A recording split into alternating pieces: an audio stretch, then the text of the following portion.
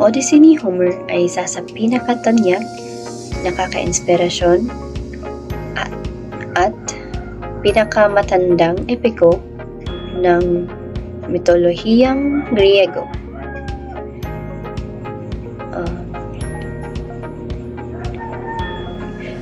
Tumatalakay ito sa 10 taong paglalakbay ni Odysseus matapos ang digmaan ng Troy, kung saan hinaharap niya ang iba't ibang panganib katulad ng halimaw,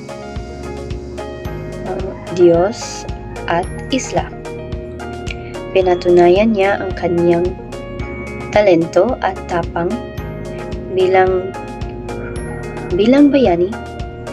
Samantala, hinihintay siya ng kanyang asawa na si Penelope at ang kanyang anak na si Telemachus, na sa huli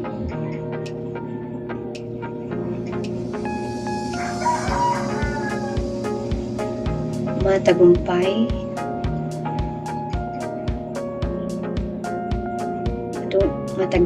na nakabalik si Odysseus at napagtagumpayan ang mga pagsubok.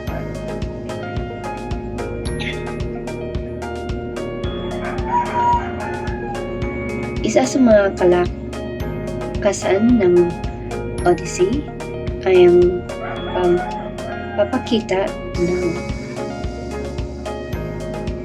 kataliguhan at lakas ni Odysseus. Halimbawa, ang kanyang plano upang makatakas mula sa Cyclops ay nagpapakita ng uri ng bayani na umaasa sa utak, hindi lamang sa lakas. Gayunpaman, sa kabila ng mga kahanga-hanggang aspektong ito, sa aking palagay, ang kahinaan ng epikong ito ay ang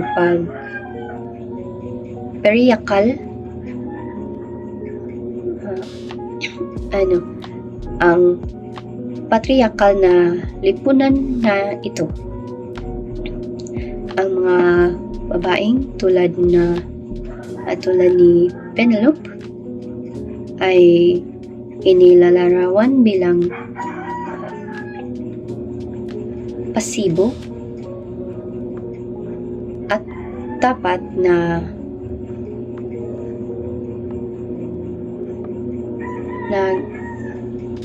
naghihintay na sumasalamin sa konserbatibong pananaw ng panahon, at ang tungkulin ng mga Diyos tulad ni na Athena at Poseidon at ni Zeus ay nagpapakita ng paniniwala ng mga sinaunang Griego sa kapalaran, ngunit naman ay nakababawas sa sariling kaluwalhatan ni Odysseus.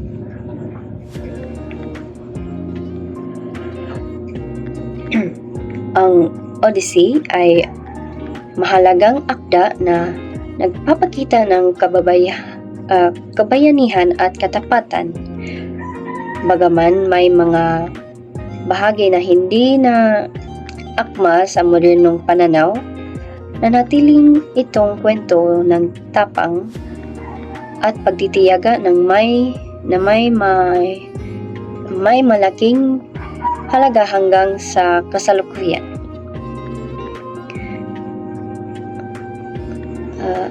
at patuloy na nagbibigay inspirasyon ito sa mga bata na magiging matalino, hindi lang magiging mas malakas, tulad ni Edison, at piliin ang tamang landas para sa kanilang kinabukasan, at tiyak